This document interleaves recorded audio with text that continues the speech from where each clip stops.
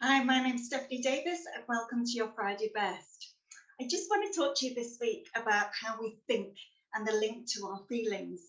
The majority of time we think through the way we feel. So 95 to 97% of everything we do is dependent on how we feel. So a situation might happen, we have a very quick thought process, but that thought process is linked to our feelings, our emotional brain, and that creates a reaction. And the reason for that is because our emotional brain also links to our memory.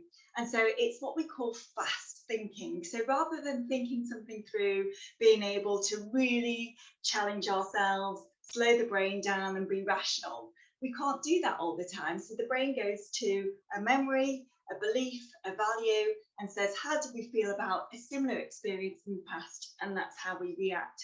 Now, majority of the time, that's okay. But quite often that can interrupt us and can cause us to react in not helpful ways.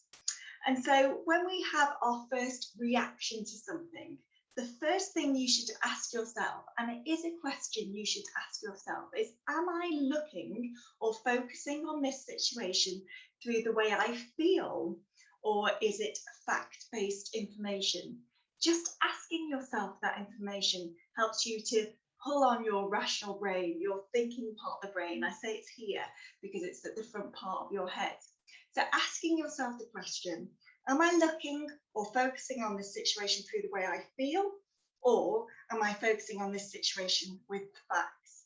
And if you can, write down all the facts, the stuff that you know, not your beliefs, the facts on one side of the page and how you feel on the other side of the page. And can you make the decision based on facts? If you're really struggling, phone a friend and ask for their perspective. But it's to shift that thought process to focus on making a rational decision rather than a feeling based decision. Enjoy, let me know how you get on.